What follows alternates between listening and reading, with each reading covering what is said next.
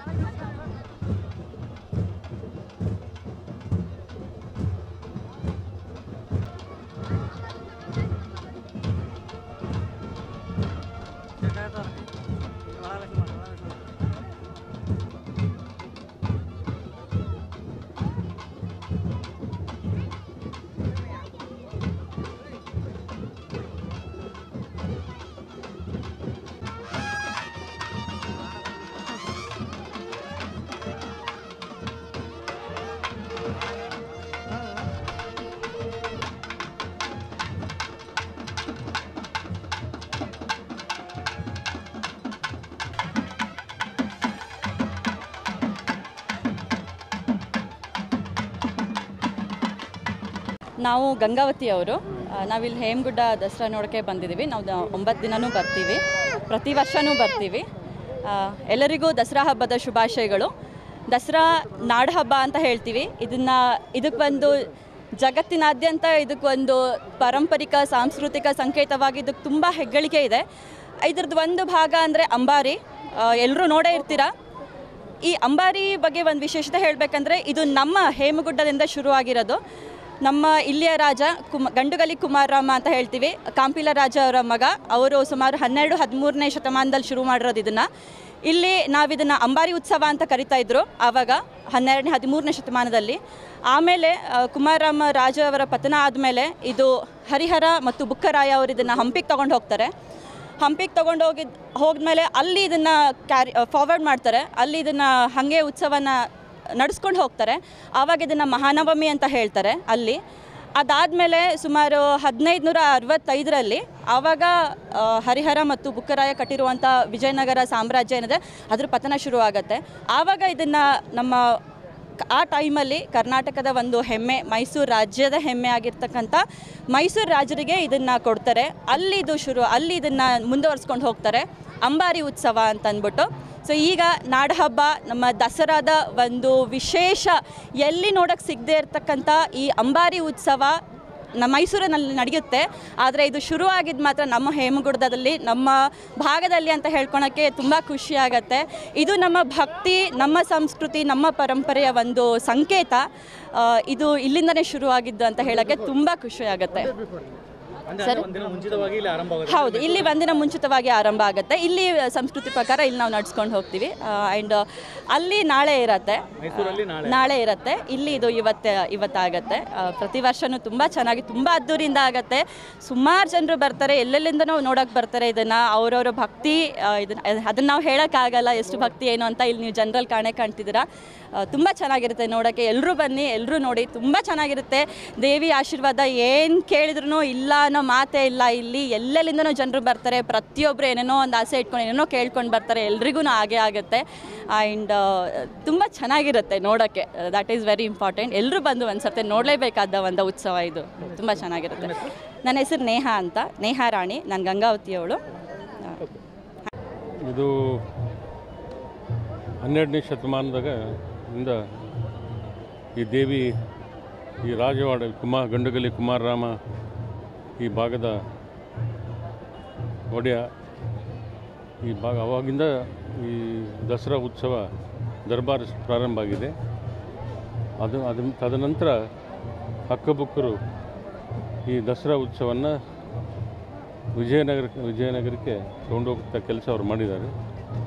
ಅಲ್ಲಿಂದ 16ನೇ ಶತಮಾನ ವಿಜಯನಗರ ಕೃಷ್ಣದೇವರಾಯ ನಂತರ ಅದು ಅಲ್ಲಿವರೆಗೂ 300 ವರ್ಷ ಅಲ್ಲಿ ಸತತ ಹಂಪಿಯಲ್ಲಿ ನಡೀತಿತ್ತು.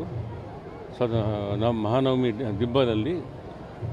ತದನಂತರ ಅಲ್ಲಿ ವಿಜಯನಗರ ಇದು ಆದಮೇಲೆ ಸಂಪೂರ್ಣ ನೆಲ ಸಮಾನ ಆದಮೇಲೆ ಇದನ್ನು ಪೆನುಕೊಂಡಕ್ಕೆ ಕೊಂಡೋದು ಈ ದರ್ಬಾರವನ್ನು. ಪೆನುಕೊಂಡದಿಂದ ಮತ್ತೆ ಅದು ಶ್ರೀರಂಗಪಟ್ಟಣಕ್ಕೆ ಹೋಯಿತು. ಶ್ರೀರಂಗಪಟ್ಟಣದಿಂದ ಒಮ್ಮೆಗೆ ಇವತ್ತು ಮೈಸೂರಲ್ಲಿ ನಡೀತಾ ಇದೆ. ಆದರೆ ಇವತ್ತು ಮೂಲ ಇಲ್ಲಿಂದ ಪ್ರಾರಂಭ ಆಗಿದೆ. ಇದು ಆ ದೇವಿ ಶಕ್ತಿ ಭಾಳಷ್ಟು ದೊಡ್ಡದಾಗಿ ಇವತ್ತು ಎದ್ದು ಕಾಣಲು ಬರ್ತಾ ಇದೆ. ಯಾಕಂದರೆ ಸತತ 41ನೇ ವರ್ಷದಿಂದ ನಾವು ಈ ಭಾಗದ ಮುಕ್ಕುಂಪಿ ಗ್ರಾಮಸ್ಥರು ಮತ್ತು ಸುತ್ತಮುತ್ತಲಿರ್ತಕ್ಕಂಥ ಎಲ್ಲ ಚಿಕ್ಕಬೆಣಕಲ್, ಹಿರೇಬೆಣಕಲ್, ಜಂಬಲ್ಗೂಡಾಗಲಿ ಈ ಗ್ರಾಮಸ್ಥರ ಒಂದು ಸಹಕಾರದಿಂದ ಭಾಳ ವಿಜೃಂಭಣೆಯಿಂದ ಇಲ್ಲಿ ಉತ್ಸವಗಳು ನಡೀತಾ ಇದ್ದಾವೆ. ಮತ್ತು ಸಾಮೂಹಿಕ ಲಗ್ನಗಳು ಮತ್ತು ಅನೇಕ ಜನರ ಪ್ರತಿಭಾವಂತ ಇವತ್ತು ಎಲ್ಲ ಕೋಲಾಟ ಆಗಲಿ, ಇವತ್ತು ಎಲ್ಲ ಡೊಳ್ಳು ಕುಣಿತ ಆಗಲಿ, ಇವತ್ತು ಎಲ್ಲ ವರ್ಗದ ಜನರಿಗೆ ಅವಕಾಶ ಕೊಡ್ತಕ್ಕಂಥ ಕೆಲಸ ಇಲ್ಲಿ ಆಗ್ತಾಯಿದೆ.